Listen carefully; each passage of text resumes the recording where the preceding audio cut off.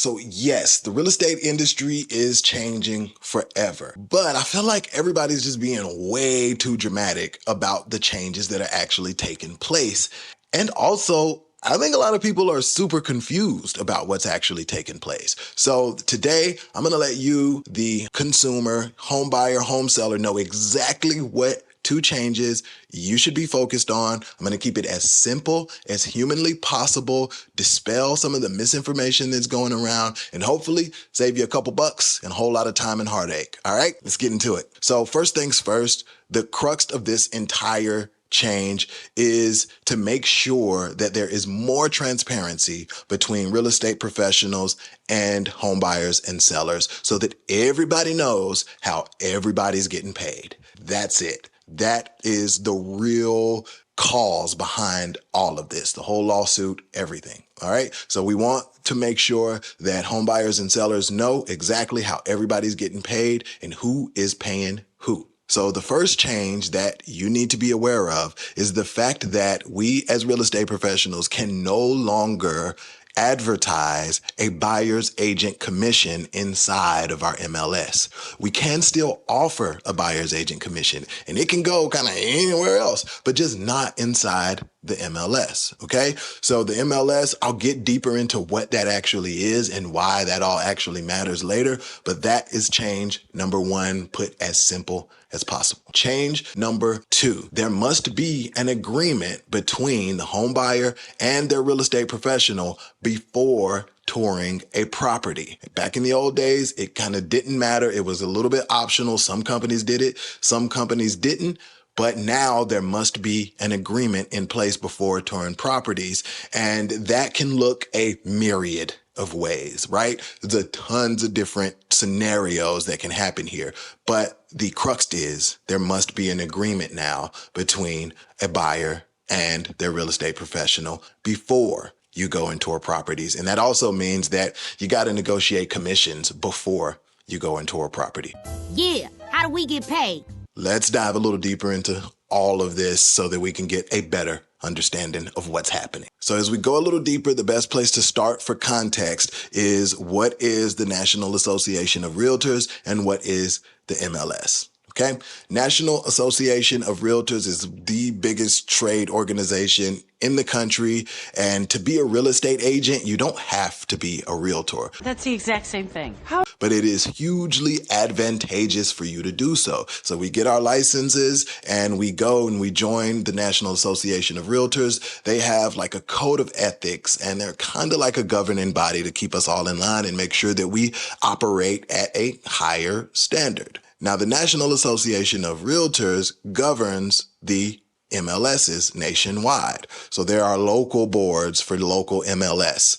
And an MLS is just a database of all the properties bought and sold through brokerages in that area. Okay. It's just a database. The most valuable thing I think an MLS has is sold data, especially in Texas, where we are a non-disclosure state. You don't have to tell anybody what you bought your property for. But if you went through an agent in the MLS, then that data is probably there. And that helps other home sellers price their properties, other home buyers be able to buy at a price that works.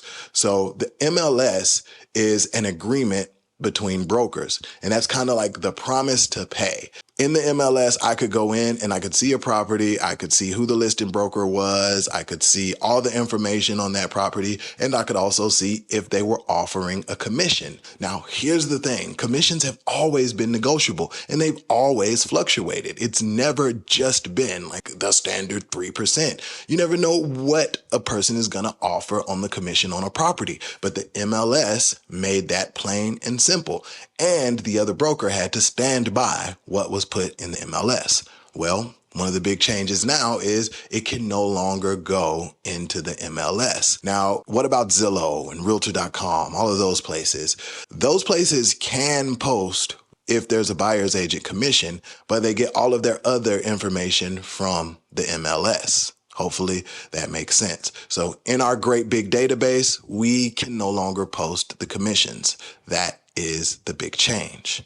And really, that's a major reason why all of this stuff came about. Some real estate brokers are really, really good at making the consumer think that they don't have a choice, okay? Some brokers are really good at getting their price and making the consumer think that like the price is the price. And for some people it is, but the crazy thing is like it's always been negotiable and there have always been different options. There's flat fee brokers out there. There are people that would probably do it for free. There's other people that charge more than the average. And I know everybody's been saying 6% commission is gone and the average is 6%, but the average is actually not 6%. The average is actually 5%. Like that's actually what you see the most. So some people charge more, some people charge less. The whole point in this is to have transparency and to make sure that the buyers are having the conversation up front with their real estate agent so that they can know, one, the real estate agent service is likely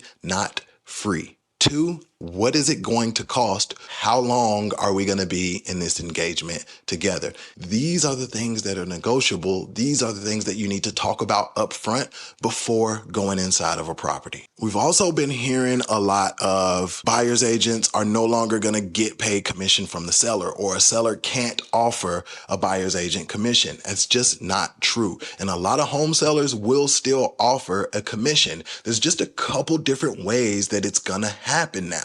One is you interview me to sell your house. I say my fee is 5%. And out of my 5%, I'm going to split that with whoever brings us a buyer. Seller says, great, good to go. I'm good to go. I just can't put that in the MLS. But if they call me, I can let them know, hey, yes, we are doing a co-broker situation. You can get this percentage for commission. The other way that this could happen, and I can see a lot of brokerages going towards this, is me as your listing selling agent, my fee is my fee. I want 2.5%, 3%, whatever. That's my fee. Now, separately, let's talk about a buyer's agent commission. Do you want to even offer one at all? Okay. And if you are going to offer one, how much are you going to offer? All right. And now there's going to be an agreement between the owner and the buyer's broker for that commission amount. We're going to see that a lot. And that means for the buyer in that situation, you have hopefully negotiated commissions up front with your buyer's agent. And when you go to see that property, they'll let you know, hey, this particular property is offering this amount for a buyer's agent commission. You're going to need to either make up the rest of that, or it's all covered, no problem, or it's all got to come out of your pocket. So a few different ways that that's going to happen.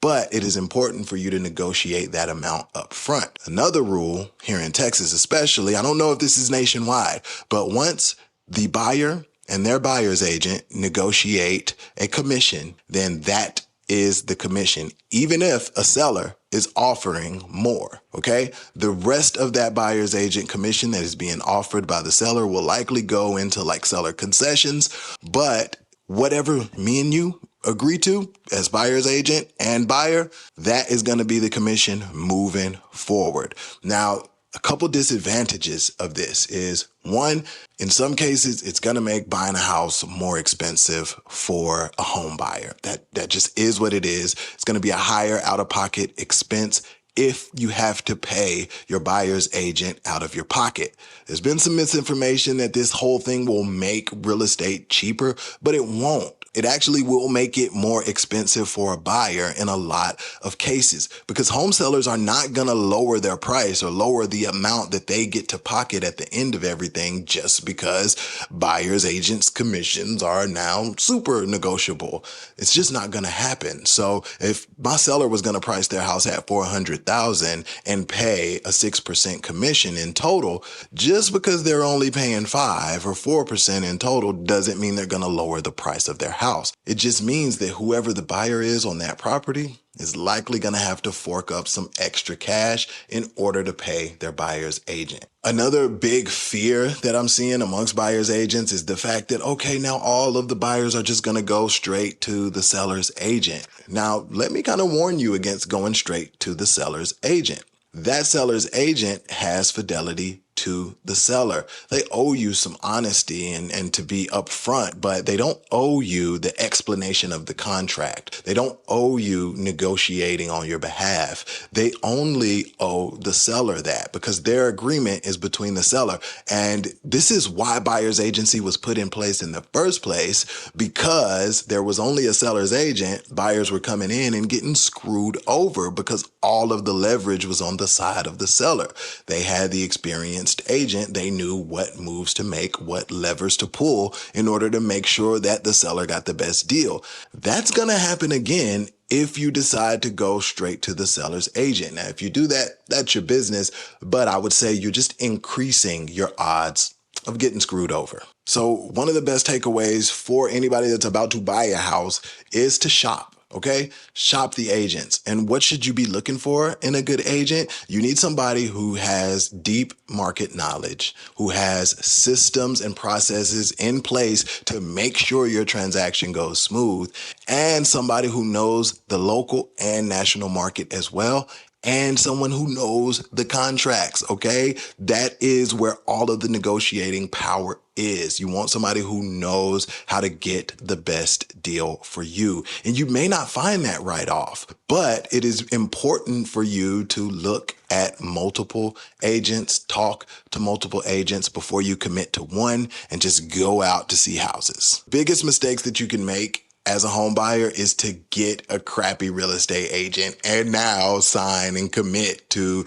be with them for however many months and pay them however many dollars. So if you want to avoid that, reach out. All of my contact info is in the description, and I will help you interview real estate agents to help you through your transaction, because I'm an amazing real estate agent, so I know what to look for. All right, I got you there. So hopefully this all makes sense. And I don't foresee this being the only major change that we see in the coming years. But for right now, the major takeaway is you don't have to sign an agreement with the first real estate agent that you meet for a long term. But you do have to sign an agreement with the first real estate agent that you go and see properties with. So buyer beware. And for home sellers, you never had to offer a buyer's agent commission. But if you don't offer a buyer's agent commission, it'll likely make your house more expensive than another house that does. And if you're okay with that, then that's okay. Lastly, it's just important that everyone knows how everyone's getting paid, and all of the money conversations are happening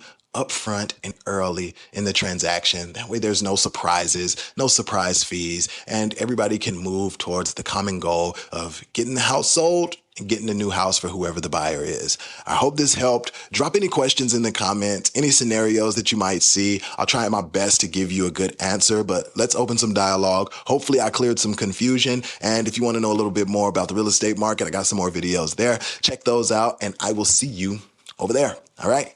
Peace.